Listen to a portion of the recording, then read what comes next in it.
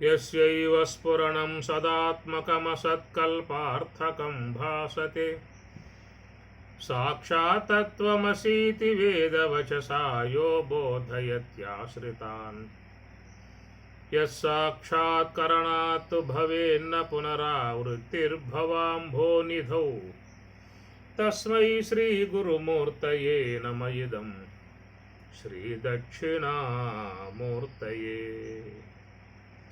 यस्य एव स्फुरणं सदात्मकम् असत्त्वकल्पार्थकं भासते साक्षात् तत्त्वमसीति वेदवचसा यो बोधयत्याश्रितान्।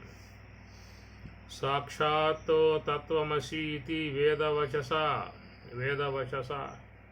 వేదవాక్కై ఉన్నటువంటి తత్వమసీతి తత్వమసి అనేటువంటి అంశాన్ని పరమేశ్వరుడు ఆశ్రితాన్ బోధయతి ఆశ్రయులై ఉన్నటువంటి ఋషులకు బోధయతి బోధ చేస్తూ ఉన్న విధానము.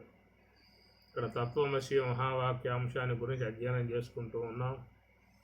తత్వత్వం అసి ఇది మహావాక్యముగా పిలువబడుతూ ఉన్నది, ఉపదేశవాక్యముగా చెప్పడం జరుగుతూ ఉన్నది.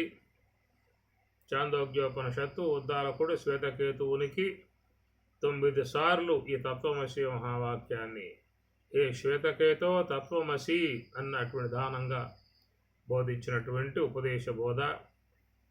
మరి దీంట్లో తత్వ ఈశ్వరుడు, త్వం నీవు, జీవుడు, అసి ఒకటే అనేటువంటి విధానము.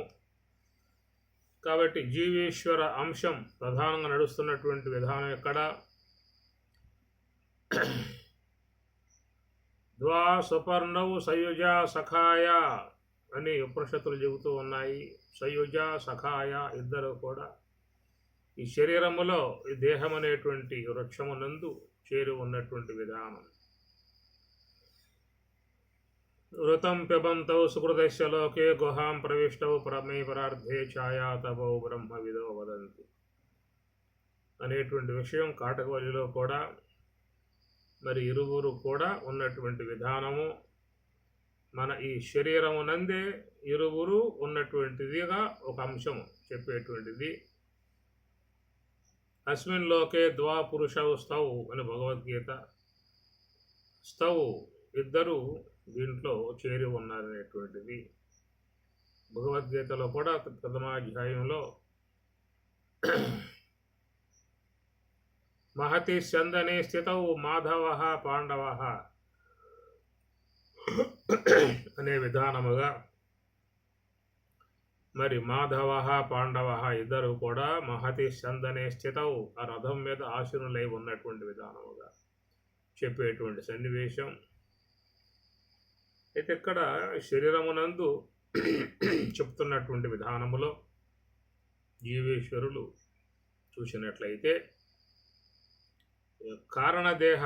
కారణదేహస్థమై ఉన్నటువంటి జీవుడు అని చెప్పి అన్నప్పుడు అవిద్య ఎందలి బ్రహ్మము యొక్క ఆభాస ఎంతవరకు అయితే బ్రహ్మమునకు అవిద్య ఉపాధిగా ఉన్నదో అంతవరకుగా ఉన్నటువంటి చేతనం అన్నీ కూడా చేరి జీవుడు అనేటువంటిదిగా చెప్పడం జరుగుతుంది.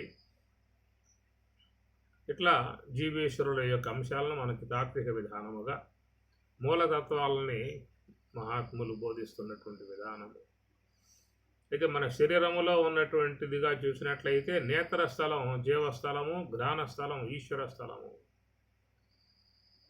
అనగా స్థూలదేహ స్థలం ఆపోస్థలము, సూక్ష్మదేహం ఆకాశస్థలము, కారణదేహం నేత్రస్థలము, మహాకారణం జ్ఞానం మహాకారణ స్థలం.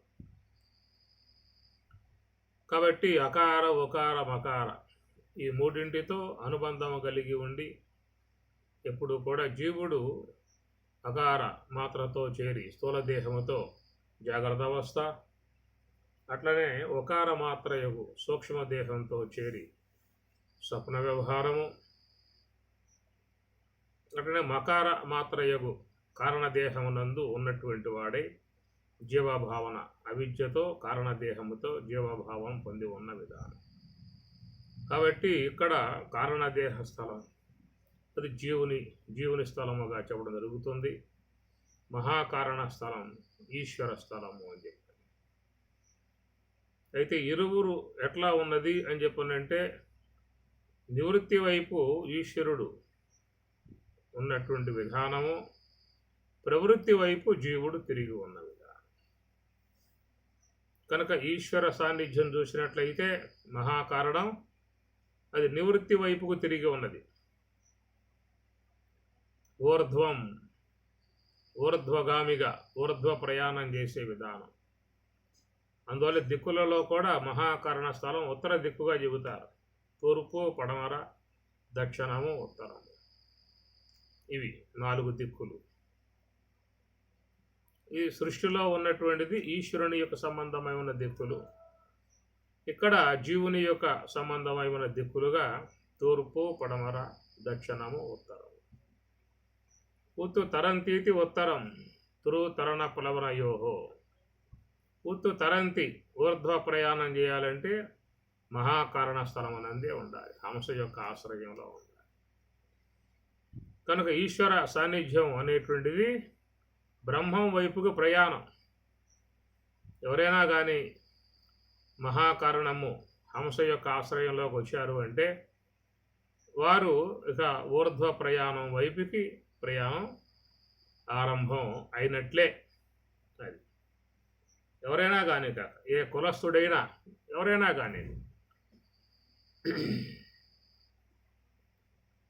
ఏ కులజుడైననేమి ఎవ్వడైననేమి ఆకడనాతడే హరి నిరిగినవాడు, ఆకడనాతడే హరి నిరిగినవాడు, ఏ కులజుడైననేమి ఎవ్వడైననేమి.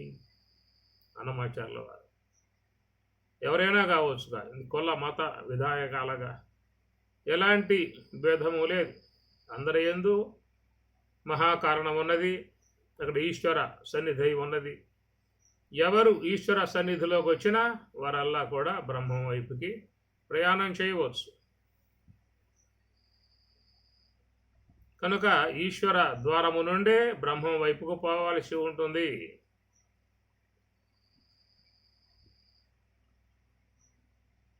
మోక్షయిష్యామి మా సుషః. పరమాత్మ చర్మశ్లోకంగా చెప్పే మాట. మోక్షయిష్యామి, నేను మోక్షాన్ని ప్రసాదిస్తున్నాను.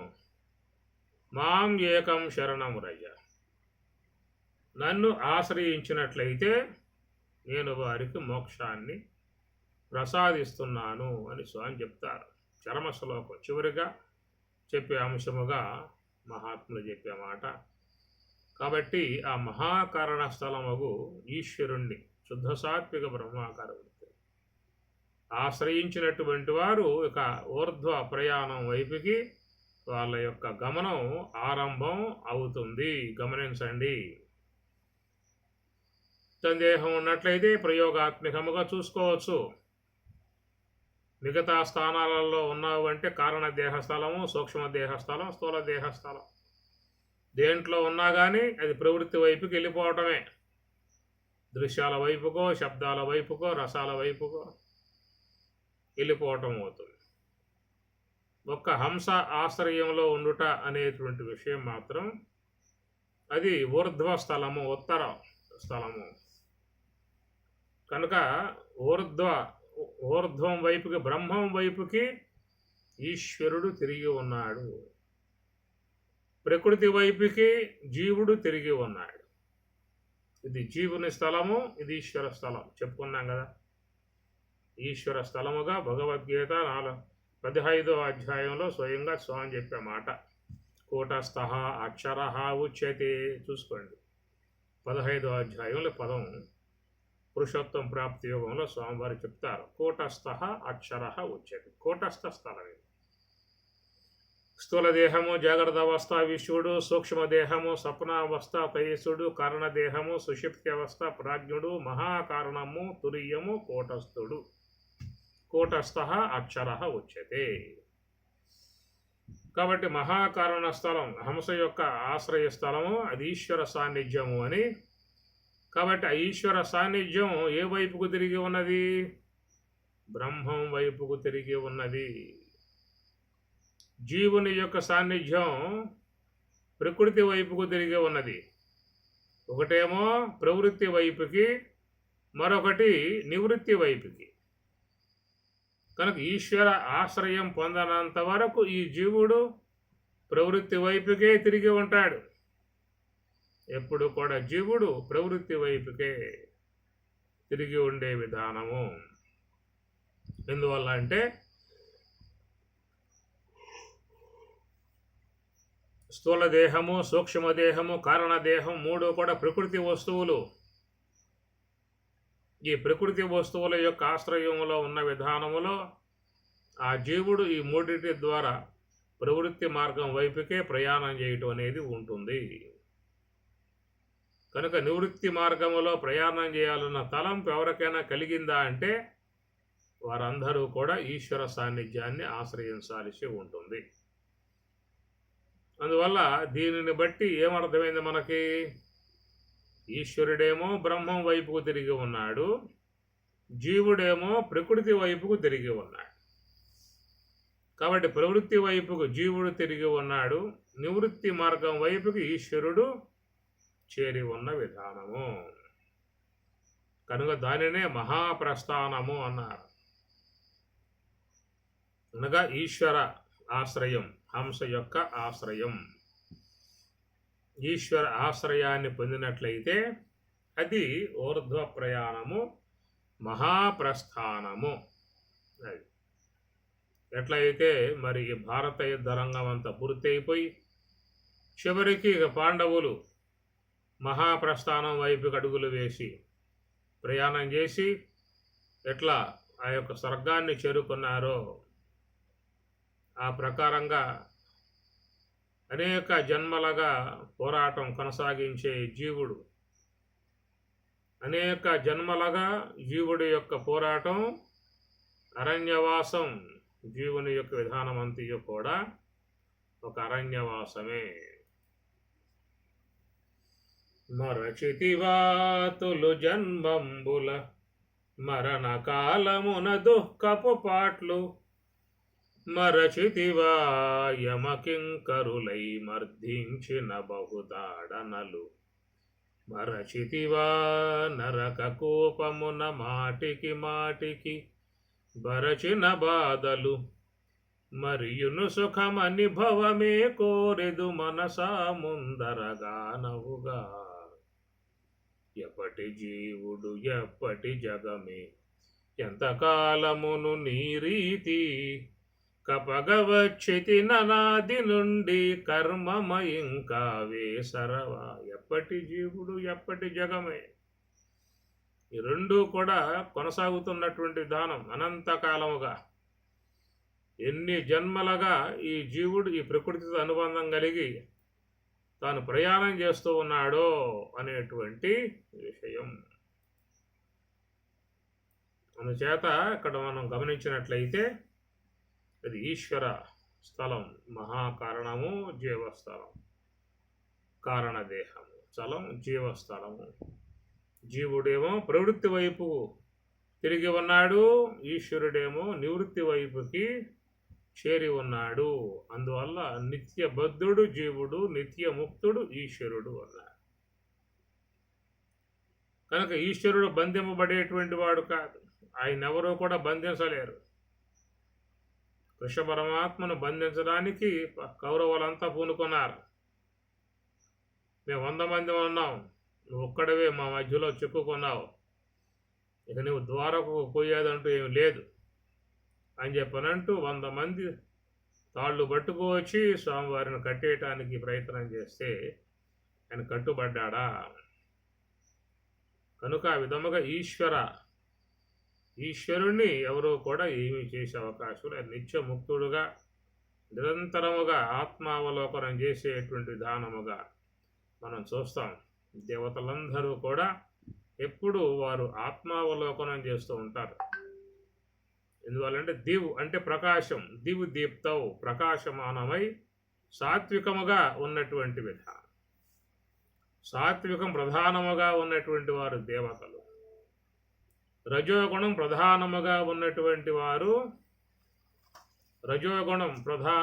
ఉన్నటువంటి వారిని మానవులు అని చెప్పిన అన్నారు. తమోగుణం ప్రధానముగా ఉన్నటువంటి వారినేమో రాక్షసులు అని ఇట్లా మనకి చెప్పడం జరుగుతుంది. కనుక సాత్వికం ప్రధానముగా ఉంటుంది.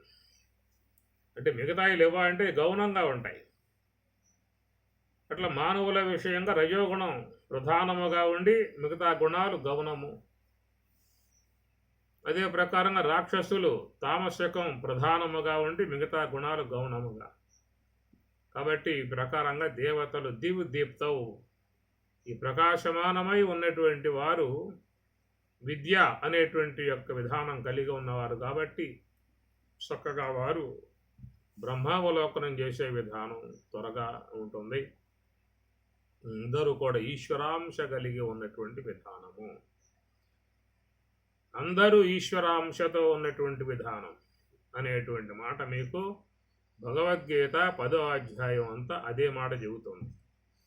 ఆదిత్యానాం అహం విష్ణు, రుద్రాణాం శంకరశ్చాస్మి, మునీనామప్యహం వ్యాసః, పాండవానాం ధనంజయ. ఇట్లాగా అందరి విషయం కూడా దాంట్లో పరమాత్మ తన విభూతిగా చెప్పుకొస్తారు. కనుక వారికి బ్రహ్మావలోకనం చేయటం అనేది పెద్ద సమస్య విధానం కాదు. అందువల్ల వారందరూ కూడా ఈశ్వర స్వరూపులు అని చెప్పని అంటారు. ఎందుకు? ఈశ్వరాంశ పొంది ఉన్నటువంటి వారు కాబట్టి ఈశ్వర స్వరూపులు. అందువల్ల కృష్ణ పరమాత్మ ఒకటి ఏమన్నాడు? భోక్తారం యజ్ఞ తపసాం సర్వలోక మహేశ్వరం అన్నాడు. నేను సమస్త లోకాలకు మహేశ్వరుణ్ణి అంటాడు. గతి భర్త ప్రభు సాక్షి నివాసం శరణం సుహృత్. ఇట్లాగా ఈశ్వర సంబంధమై ఉన్న అంశాలు ఆ విధంగా వస్తాయి. కాబట్టి ఈశ్వరుడు మహాకారణ స్థలమునందు, జీవుడేమో కారణదేహ స్థలమునందు చూసినట్లయితే ఒకటేమో ప్రవృత్తి మార్గం వైపుకు పోయే విధానము, ఈశ్వరుడేమో నివృత్తి వైపుకు తిరిగి ఉన్న విధానము. కాబట్టి మహాత్ములందరూ కూడా ఈశ్వర సాన్నిధ్యానికి వచ్చారు కాబట్టి వారు మహాప్రస్థానానికి చక్కగా ప్రయాణమై పోయిన విధానం. భారతంలో ఉన్న విషయమంతా కూడా అది మన యొక్క జీవన విధానం తెలియజేసేటువంటిది. కాబట్టి జీవుడు అనంతకాలముగా మరి విశ్వ పదార్థాలలో చేరి అనేక జన్మ పరంపరలుగా అనేక జీవులతో చేసేటువంటి పోరాటం ఇది ఒక మహా అరణ్యవాసముగా పేర్కొనవచ్చు. కాబట్టి అనేక జన్మ పరంపరల్లో ప్రయాణం చేస్తున్నటువంటి జీవుడు ఎప్పటి జీవుడు ఎప్పటి జగమే, ఎంతకాలమును ఈ రీతి కప్పగా వచ్చితి అనాది నుండి కర్మమయంకా వేసరవా. మరచితివాతులు జన్మంబుల మరణ కాలమున దుఃఖపు పాట్లు, మరచితివా యమకింకరులై మర్ధించిన బహుతాడనలు. మరచితివా, మరిచిపోయాం. ఎవరి జ్ఞాపకాలు ఉన్నాయి? గత జన్మలలో ఎక్కడెక్కడ పుట్టామో, ఏ ఏ దేహాలుగా ధరించామో, ఎన్ని కష్టాలు పొందామో అనేటువంటివన్నీ కూడా ఎవరికి జ్ఞాపకం లేవు. మళ్ళా నూతనముగా మరి ఒక దేహాల్లో పోయినప్పుడు ఈ జన్మలో పొందేటువంటివి కూడా మళ్ళా జ్ఞాపకాలు అక్కడ ఉండవు. ఈ జన్మలో పొందేటువంటి యొక్క ఎన్నో అనుభవాలు ఆ సందర్భాలలో ఎంతో బాధపడతారు, వేదన చెందుతారు, దుఃఖిస్తారు, రోధిస్తారు, కుమిలిపోతారు, అన్న ఆహారాలు మానేసి కృంగిపోతారు. ఎన్నో జరుగుతాయి. కొద్ది కాలం గడవగానే మర్చిపోయాయి, అది కాస్త మర్చిపోయి. ఇట్లాగా జీవితంలో ఎన్ని అవాంతరాలు వస్తూ ఉన్నాయి. ఎన్ని మనం మర్చిపోయి మళ్ళీ యథావిధిగా మామూలు విధానంగా ప్రయాణం చేస్తూ ఉన్నాం. ఈ జన్మలో పొందినటువంటి యొక్క దుఃఖాలు, బాధలే జ్ఞాపకాలు లేకుండా సమస్య పోతూ ఉన్నాయే. ఇక గత జన్మలలో పొందినటువంటివి ఇప్పుడు జ్ఞాపకం ఇంకేముంటాయి? అవన్నీ కూడా అన్నమాచార్యుల వారు మరచితివా అనే విధానముగా ఆయన గారు వెలిగితే పాడుతూ ఉన్నాడు. తలచవుగా జనన కాలమున తను విధియే ఇటు పుట్టిన రోతలు, తలచవుగా బాల్యంబున తల్లిదండ్రుల శిక్షలు వ్యాధులు, తలచవుగా సంసారమునకు దైన్యంబున యాచించెటి ఎలమట, తలపున నిధి ఏవలెనని ఓ ఎదుతనువా ఇంకా రోయవుగా. ఎప్పటి జీవుడు ఎప్పటి జగమే ఎంతకాలమును నీ రీతి, తలచవుగా జనన కాలమున తను విధియే ఇటు పుట్టిన రోతలు. జనన కాలము, తల్లి గర్భములో ప్రవేశించాడు అని చెప్పనంటే ఆ యొక్క గర్భసంచిలో అన్న ఆశయములో మరి తలకిందులుగా 9 మాసాలు ఆ వైపు మలం ఈ వైపు మూత్రం స్రవించే విధానం, ఆ రెండింటికి మధ్యలో వీడు ఆ గర్భాశయంలో చేరి ఉన్నాడు. ఒక పక్క మలాశయం, మరొక పక్క మూత్రాశయం, దాని మధ్యలో ఉన్నటువంటి గర్భాశయం. 9 మాసాలు అక్కడ ఉన్నటువంటి విధానం. ఆడుండంగా బాధపడి ఉండవచ్చు వాడు, బయటకు వచ్చాక మర్చిపోయాడు. ఏడుండంగా బాధపడుతూ ఉన్నాడు, స్వప్నావస్థకు పోతే మర్చిపోయాడు. స్వప్నావస్థలో ఉండగా బాధపడుతూ ఉన్నాడు, సుషుప్తి అవస్థకు పోతే మర్చిపోయాడు. ఇలాగా స్వప్నావస్థలలో అలమటించే విధానం, ప్రాణములు సాలించి మరణావస్థకు పోయాడో అన్నీ మర్చిపోయాడు. మరణావస్థలోకి పోయి అక్కడ మళ్ళీ అనేక దేహాలు పొంది, నానా దేహాలు పొంది, అనేక పశువులుగా పక్షులుగా నానా రకాల దేహాలు పొంది నానా అవస్థలు పడ్డాడు. అవన్నీ పడి మళ్ళీ మానవ దేహంలో రాగానే ఇక్కడ మళ్ళీ మర్చిపోయాడు. కాబట్టి ఈ ప్రకారంగా వీడికి మరుపనేటువంటి విధానం ఒకటి చక్కగా నడుస్తూ ఉన్నది. తలచవుగా జనన కాలమున తను విధియే ఇటు పుట్టిన రోతలు. ఆ చిన్నతనంలో వాడి మూత్రంలో వాడే పొల్లాడుతూ ఉంటాడు, వాడి మలంలో వాడే పొల్లాడుతూ ఉంటాడు. ఏమి ఎబ్బెట్టు ఏమి ఉండదు. ఈ ప్రకారము ఎన్ని జన్మలుగా గడిచాయో. తలచవుగా బాల్యంబున తల్లిదండ్రుల శిక్షలు వ్యాధులు. ఆ బాల్యములో మరి ఆ విధముగా అందరూ కూడా వాడిని కొడతారు ఆ బాలు.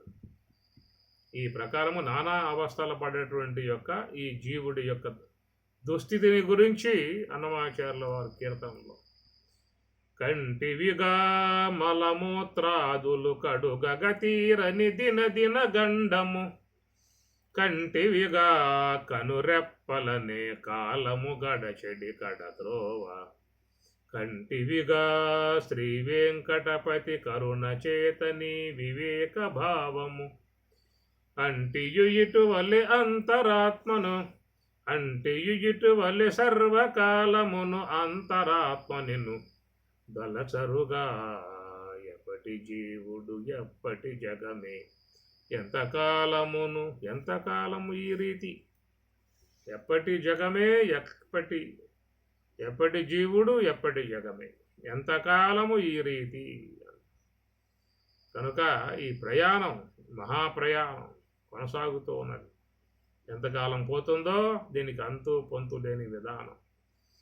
అనగా అవిద్య అనేటువంటి యొక్క అంశాన్ని చేరి బహిర్ముఖుడై మరి సుషుప్తి జాగ్రత్త స్వప్న సుషుప్తి అవస్థల యొక్క వరకే పరిమితం అయిపోయి మహాకారణము ఈశ్వరుని యొక్క సాన్నిధ్యం చారణంత వరకు వీడు ప్రవృత్తి మార్గం వైపుకే తిరిగి ఉంటాడు. కనుక ప్రవృత్తించా నివృత్తించా కార్యాకార్యే భయాభయే బంధం మోక్షం చ వేత్తి 18వ అధ్యాయం. ప్రవృత్తించా బంధం, నివృత్తించా మోక్షం. కాబట్టి ఈ ప్రకారం 3 దేహాలతో సంబంధం పడి స్థూల దేహం ద్వారా జాగ్రత్త అవస్థ, సూక్ష్మ దేహం ద్వారా స్వప్నావస్థ, కారణదేహముతో సుషుప్తి అవస్థ, ఈ 3 పరిమితముగా గలవాడై మహాకారణమును అనగా హంస యొక్క ఆశ్రయాన్ని, ఈశ్వర సాన్నిధ్యాన్ని పొందకుండగా ఉన్నంతకాలం ఈ ప్రవృత్తి మార్గం వైపుకే ఈ జీవుడు ప్రయాణం చేసే విధానం ముఖ్యంగా ఉంటుంది. కాబట్టి ఈ ప్రకారంగా ఈ ప్రవృత్తి మార్గంలో పోయినంత కాలం అజ్ఞానం పెంపొందింపజేసుకుంటాడు, కర్మవాసనలను సంపాదించుకుంటాడు, సంచిత కర్మాదులను పెంపొందింపజేసుకుంటాడు. ఆగామి కర్మ వచ్చిందే వచ్చింది. ఆగామి, గమ్ అంటే పోవటం, ఆగమ్ అంటే రావటం. కనుక ఈ దేహాదుల యందు ఉండి తాను చేసేటువంటి కర్మలైతే ఉన్నాయో ఆ కర్మలన్నీ కూడా తిరిగి మరల వానికి ఆగామి కర్మగా వచ్చి సంచిత కర్మలో చేరుతూ ఉన్నాయి. తిరిగి మరల ఆ సంచితాన్ని ప్రారబ్ధముగా తీసుకుని మళ్ళీ విశ్వంలోకి ఈ దేహములు ధరించి రావటం జరుగుతూ ఉంటుంది. ఇలాంటి యొక్క ఈ ప్రయాణం ఎంతకాలము గదా ఈ దేహధారణము చింతాపరంపరల చిక్కువడవలసే అన్నాడు నమ్మాచార్ల వారు. ఎంతకాలము కదా అంటాడు. ఎందువల్ల అంటే ఇప్పుడు చెప్పుకున్నాం, ఈశ్వరుడు జీవుడు, ప్రవృత్తి నివృత్తి, అంతే, రెండే మాటలు. కనుక జీవుడు ప్రవృత్తి మార్గం, ఎందుకంటే ఆయన ఉన్నది అపరా ప్రకృతి, అవిద్య కారణదేహం. రాక్షసీం ఆసురీం చైవ ప్రకృతిం మోహినీం శ్రితాః అన్నాడు పరమాత్మ. మోఘాశ మోఘకర్మాణః మోఘజ్ఞానావిచేతసః రాక్షసీం ఆసురీం చైవ ప్రకృతిం మోహినీం శ్రితాః. రాక్షస సంబంధమై, మోహ సంబంధమై, ఆసురీ సంబంధమై ఉన్నటువంటి అవిద్యా ప్రకృతిని ఆశ్రయించి ఉన్నటువంటి జీవుడు ప్రకృతిం శ్రితాః. కాబట్టి అది ప్రవృత్తి వైపుకు లాక్కుపోతుందే తప్ప అది నివృత్తి మార్గం వైపుకు చూపించే విధానం, నివృత్తి మార్గం వైపుకు తిప్పే విధానం దానికి తెలియదు. అది ఆ వైపుకు తీసుకుపోయే విధానం కాదు. అది ప్రవృత్తి వైపుకే అది తీసుకుపోయే విధానము. కాబట్టి మనం ప్రవృత్తి మార్గంలో సులభంగా పోతాం. నివృత్తి మార్గం అనేటువంటిది మాత్రమే చాలా ఇబ్బందికరంగా ఉన్నటువంటి పరిస్థితి. కారణం ఏంటంటే అవిద్యలో బాగా కూరుకుపోయి ఉన్నాం. అవిద్యలో, మూలావిద్యలో ఈ జీవుడు బాగా కూరుకుపోయి ఉన్నాడు. అచ్చపు చీకటిన్బడి గృహవ్రతులై విషయ ప్రవిష్టులై సత్సుసు బుట్టు సన్మరల చెర్విత చెర్వినులైన వారికింజెచ్చర పుట్టునే. అచ్చపు చీకటిన్బడి అని భాగవతం చెబుతున్నమాట. కనుక కేవలం తామసికమై ఉన్నటువంటి యొక్క అజ్ఞానాంధకారములో మునిగిపోయి ఉన్నటువంటి ఈ జీవుడు ఏమిటంటే ఈ ప్రవృత్తి మార్గం వైపుకే పోవటం అవుతుంది. అది శబ్దాది విషయ ప్రపంచం వైపుకు పోవటం తప్ప పరమాత్మ వైపుకు పోగలిగే అవకాశం జీవుడికి మాత్రం లేదు. కనుక ఆయన నివృత్తి మార్గం వైపుకు పోవటం అని చెప్పనంటే ఈశ్వర ఆశ్రయాన్ని పొందగలిగితేనే పోయే అవకాశం ఉంటుంది. కనుక ఈశ్వరుడు, సర్వేశ్వరుడు మాత్రమే ఆ శుద్ధ బ్రహ్మం వైపుకి తీసుకుని ప్రయాణం చేసే విధానం ఏర్పడుతుంది. కాబట్టి స్వామివారు భగవద్గీతలో చాలా సందర్భాలలో ఇవే అంశాలు బోధిస్తాడు. దదామి బుద్ధి యోగం తం ఏన మాం ఉపయాంతితే, ఏనా దీని చేత మాం నన్ను ఉపయాంతి పొందగలవో, నా స్వరూప భావాన్ని పొందగలవో అలాంటి విధానములో నేను నీకు బుద్ధి యోగాన్ని ప్రసాదిస్తున్నాను, అనగా జ్ఞానయోగాన్ని ప్రసాదిస్తున్నాను అన్నాడు. గమనించినట్లయితే ఇది చాలా సూక్ష్మముగా ఉన్నటువంటి అంశము, చాలా సన్నిహితముగా ఉన్న అంశము, దగ్గరగా ఉన్న అంశం. తెలియకపోయిందంటే ఎక్కడెక్కడో ఎదుగుతాం, ఎక్కడెక్కడికో పోతాం, ఎక్కడ ఉందా అని చెప్పని అన్వేషణ చేసే విధానం. తెలుసుకుంటే ఇక్కడే ఉన్నది, నీ దగ్గరే ఉన్నది, నీకు చాలా సన్నిహితముగా ఉన్నది.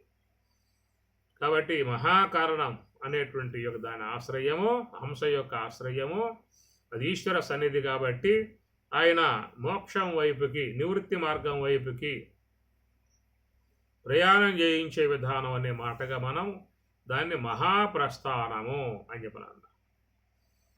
కాబట్టి ఈ మూడింటిని కూడా ప్రస్థానత్రయము అని చెప్పని అంటారు. భగవద్గీత, ఉపనిషత్తులు, బ్రహ్మసూత్రములు ఈ మూడింటిని చేర్చి ప్రస్థానత్రయము అన్నారు.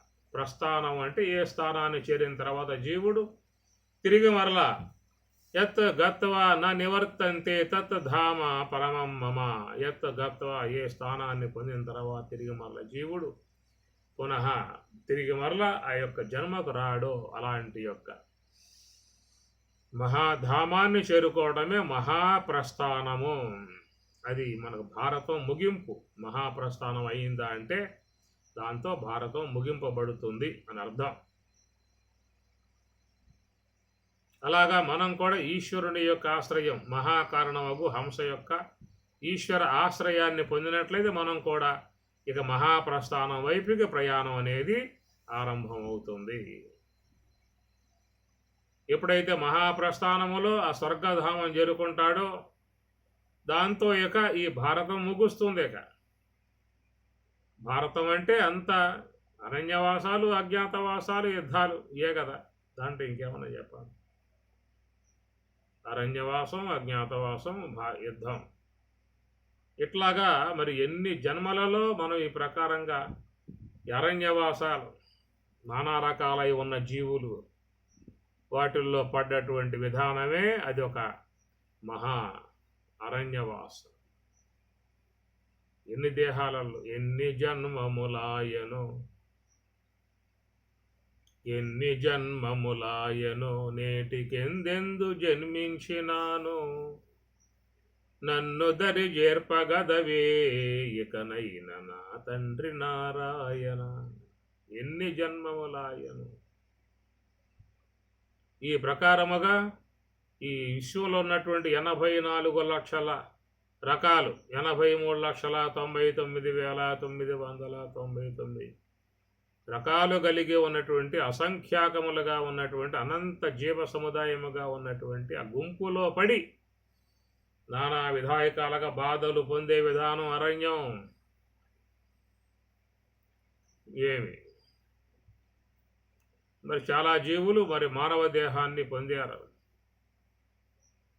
ఈ మానవ దేహంలో చక్కటి జ్ఞానాన్ని పొందవచ్చు, అవగాహన పొందవచ్చు, సాధన చేయవచ్చు, నివృత్తి మార్గంలో పయనించవచ్చు, మోక్షాన్ని చేరుకోవచ్చు. అన్ని సదుపాయాలు ఈ మానవ దేహంలో ఉన్నాయి. ఇలాంటి సదుపాయాలు వేరే వేరే దేహాలలో లేవు. అయితే మానవ దేహం పొందినటువంటి వాళ్ళకు ఎంతమందికి ఈ తాత్వికం అందుతుంది, ఎంతమంది బ్రహ్మోపదేశాన్ని పొందారు, ఎంతమంది నివృత్తి మార్గంలో ప్రయాణం చేసి తన యొక్క స్వస్వరూపాన్ని చేరుకుంటున్నారు, ఎంతమంది ఉన్నారు? ఏషా బ్రాహ్మీ స్థితి పార్థ నైనాం ప్రాపి విముహ్యతి స్థిత్వా శ్యామంతకాలేపి అని భగవద్గీత చెప్పినట్లుగా ఏషా బ్రాహ్మీ స్థితి పార్థ, బ్రాహ్మీ సంబంధమై ఉన్న స్థితి అందరూ పొందవచ్చు. అందరికీ అవకాశం ఉంది. మానవ దేహాన్ని పొంది ఉన్న అందరికీ అవకాశం ఉన్నది. నివృత్తి మార్గం వైపుకు ప్రయాణం చేసే అవకాశం లోకంలో సకల మానవులకి అవకాశం ఉన్నది, సకల జీవులకి అవకాశం లేదు. ధ్యానం చేసే విధానము పశు పక్షి క్రిమి కీటకాదులకు అలాంటి సౌలభ్యం లేదు. కనుక మానవుని ఉద్దేశించే యోగ శాస్త్రము, సాంఖ్యశాస్త్రము, నైయాయికము, వైశేషికము, యోగము, సాంఖ్యం మొత్తం కూడా మహాత్ములు ఇచ్చారు. భగవద్గీత, ఉపనిషత్తులు, బ్రహ్మసూత్రములు, వివేక చూడమని, మహావాక్య దర్పణం, ఉపదేశ సాహసరి, వేదాంత పంచదశ, నైష్కర్మ సిద్ధి అన్నీ మానవుని ఉద్దేశించే ఉన్నాయి. అన్నింటినీ కూడా అవగాహన చేసుకుని హంసాశ్రయం ద్వారా నివృత్తి మార్గంలో ప్రయాణం చేసి తన స్వరూపాన్ని చేరుకోవచ్చు, తన యొక్క స్వస్వరూపం చేరుకోవచ్చు, తన యొక్క స్వస్థానం చేరుకోవచ్చు, తన స్వస్థానం చేరుకోవచ్చు. ఇక ఈ జన్మ పరంపరలకు స్వస్తి చెప్పవచ్చు. అలాంటి అవకాశం ఉన్నటువంటి జన్మ. ఎంతోమంది మహాత్ములు, యతీశ్వరులు, సాధువులు, సన్యాసులు, పరివరాజకులు, విద్వత్సప్తములు, విదుషీమణులు, యోగులు, జ్ఞానులు ఎంతోమంది మన చుట్టూ ఉన్నారు. అయితే మనకి ఎవరు మనకి కనపడటం వల్ల ఇంతమంది ఉన్నా కానీ నిర్లక్ష్యంగా వదిలిపెట్టేస్తూ ఉన్నారు. ఎంతో గ్రంథ వాంగ్మయాలన్నీ కూడా మన కోసంగా వేసి ఉన్నాయి.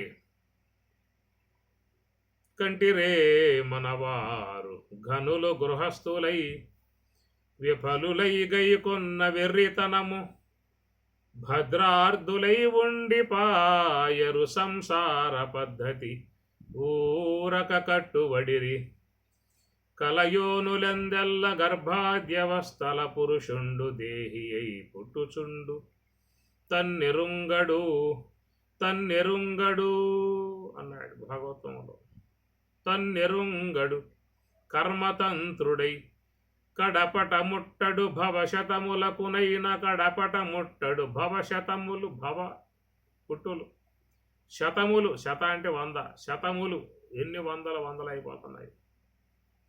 దీన శుభము లేదు దివ్య కీర్తియు లేదు జగతి పుట్టి పుట్టి సచ్చి సచ్చి పుట్టి పుట్టి సచ్చి సచ్చి చంటిరే కనుగొనే అవకాశం ఉన్నది, చూసే అవకాశం ఉన్నది, తెలుసుకునే అవకాశం ఉన్నది, జ్ఞాన కన్ను తెలుసుకునే అవకాశం ఉన్నది, స్వరూప అనుభవాన్ని పొందే అవకాశం ఉన్నది, నివృత్తి మార్గంలో పోయే అవకాశం ఉన్నది. ఇన్ని గ్రంథములు ఇంతమంది మహాత్ములు చుట్టూ ఉన్నా కానీ ఎక్కడ ఉన్నాడు ఈ వ్యక్తి అంటే అజ్ఞాతం. జ్ఞాతం అంటే తెలియటం, నా జ్ఞాతం అజ్ఞాతం, అజ్ఞాతంలో పడ్డాడు, అజ్ఞాతంలో తెలియనితనంలో పడ్డాడు. అజ్ఞాతవాసం, అరణ్యవాసం పూర్తయింది, అజ్ఞాతవాసంలో పడ్డాడు. అరణ్యవాసం ఏం చెప్పుకున్నాం? నానా రకాలై ఉన్నటువంటి యొక్క జీవులలో పడి అనేక జన్మ పరంపరలుగా అసూర్యానామతే లోక అంధేన తమసావృతాః తాన్ తే ప్రేత్యాభిగచ్చంతి ఏకేచ ఆత్మహానః జనాః అంటుంది శవాస్యం.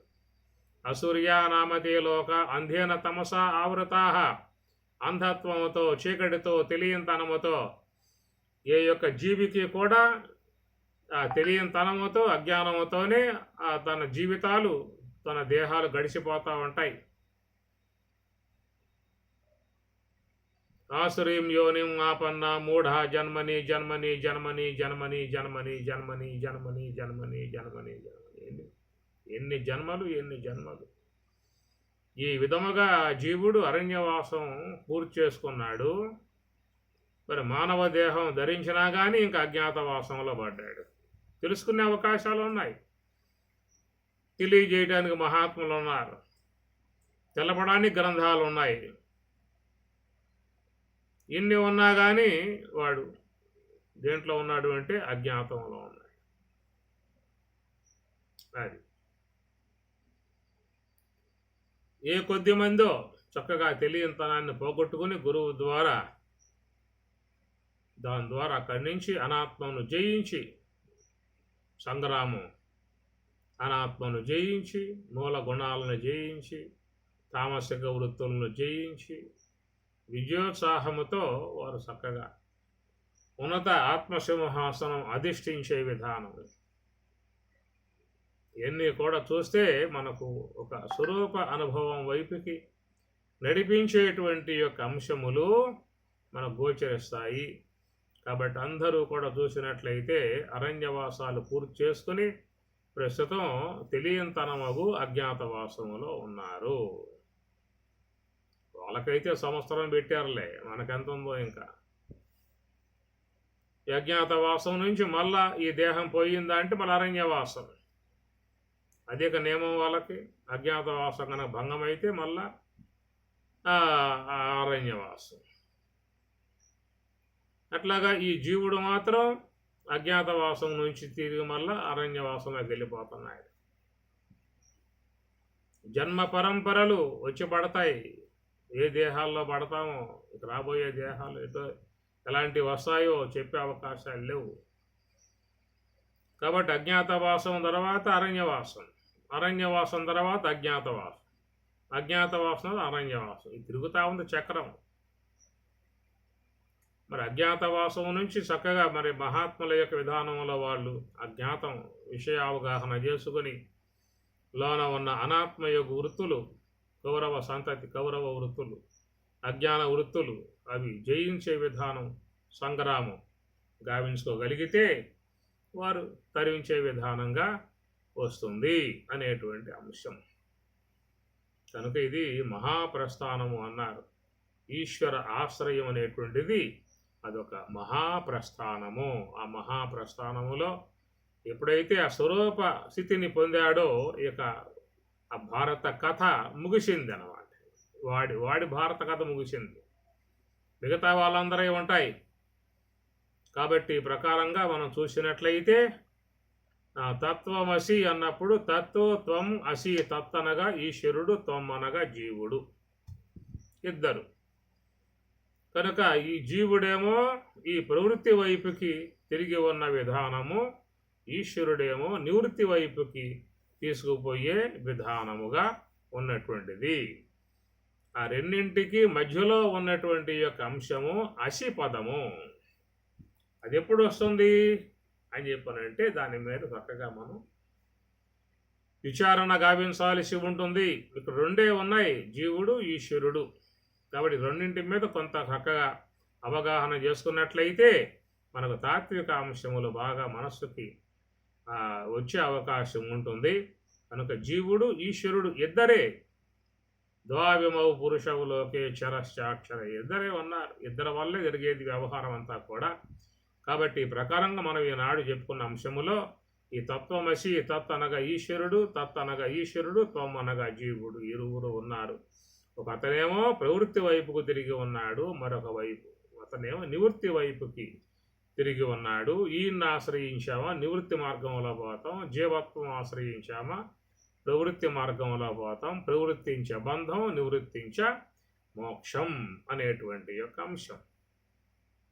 తలచవుగా జనన కాలమున తను విధియే ఇటు పుట్టిన రోతలు, తలచవుగా బాల్యంబున తల్లిదండ్రుల శిక్షలు వ్యాధులు, తలచవుగా సంసారమునకు దైన్యంబున యాచించెటి యలమట, తలపున నిధి ఏవలెనని ఓ ఎదుతనువా ఇంకా రోయవుగా, ఎప్పటి జీవుడు ఎప్పటి జగమే ఎంతకాలమును నీ రీతి, కపగవచ్చితిన నాది నుండి కర్మమ ఇంకా వేసరవా,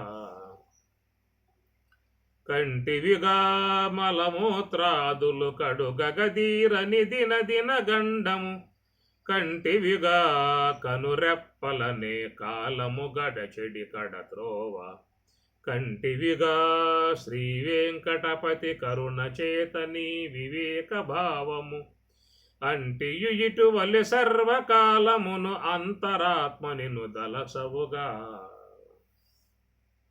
ఇది జీవుడి యొక్క పరిస్థితి, జీవుని యొక్క విధానం. కాబట్టి ఈ తత్వమసి మహావాక్యంలో జీవుడు ఈశ్వరుడు రెండు అంశాలు మనకి తెలియబడుతూ ఉన్నాయి.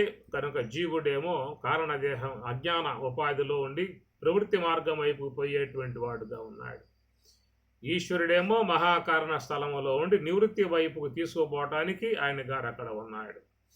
కనుక మరి ఈయనేం ప్రవృత్తి, ఆయనేమో నివృత్తి. ఎప్పుడు ఈ రెండు కూడా కలిసే విధానం ఏర్పడుతుందనేది అది అసి పదములో చేరి ఉన్నటువంటి అంశము. అందరికీ శుభాశిష్యులు, శుభమస్తు. జ్ఞానప్రసూనాంబ సమేత శ్రీ కాళహస్తీశ్వర స్వామి వారి కృపానుగ్రహ ప్రాప్తిరస్తు.